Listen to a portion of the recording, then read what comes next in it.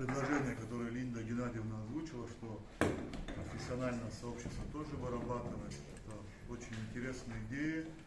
К сожалению, в пятницу, когда у нас была встреча, такие идеи на встрече в кабинете министров не были озвучены. Но я думаю, не только в парламент, но и в кабинет министров эти тоже идеи, предложения профессионального сообщества поступят. Мы тоже с удовольствием ознакомимся с этими материалами и по возможности максимально будем их использовать. Что касается вопроса возможного подписания соглашения, это соглашение, если даже и наше профессиональное сообщество со своими коллегами, уполномоченные органы Абхазии, России, в установленном законом о международных договорах порядке, как вырабатываются предложения о подписании международных договоров, и будет проект представлен, этот проект, на наш взгляд, не должен касаться только лишь того узкого вопроса, который сегодня обсуждается на комитете. Этот вопрос должен касаться вообще взаимодействия двух стран в туристической сфере. Потому что сегодня возник один вопрос.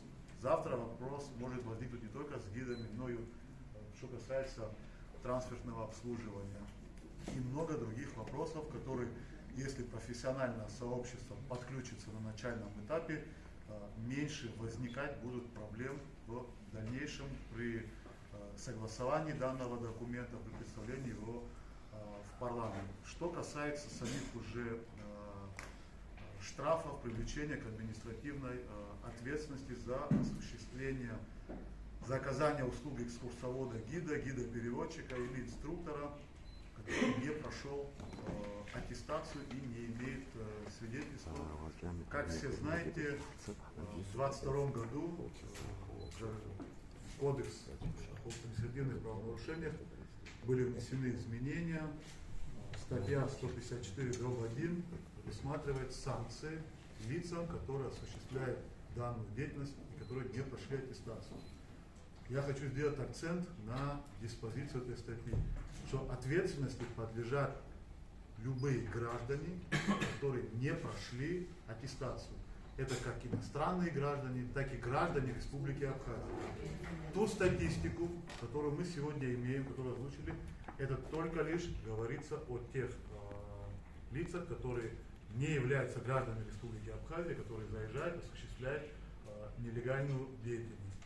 Что касается рейдов, по этим же изменениям уполномоченным органом, кто может привлекать к ответственности, являются только должностные лица Министерства туризма. Это не может быть ни МВД, это не могут быть общественные организации. К сожалению, как часто бывает, благими намерениями дорога известно куда вымощена, были рейдовые мероприятия, когда доходило до конфликтных ситуаций, когда останавливали эти нелегальные машины, которые привозили, предлагали туристам, которые уже половину пути проследовали, пересесть в другую машину, на что они отказывались.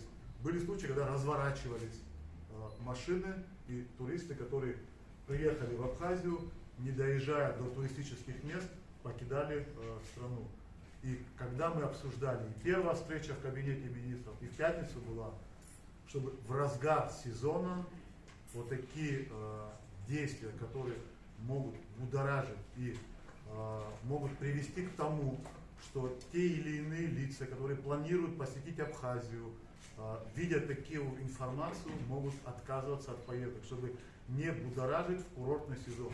Есть у нас уполномоченный орган, есть правила и процедуры привлечения к административной ответственности, но не те общественные компании, которые осуществляют.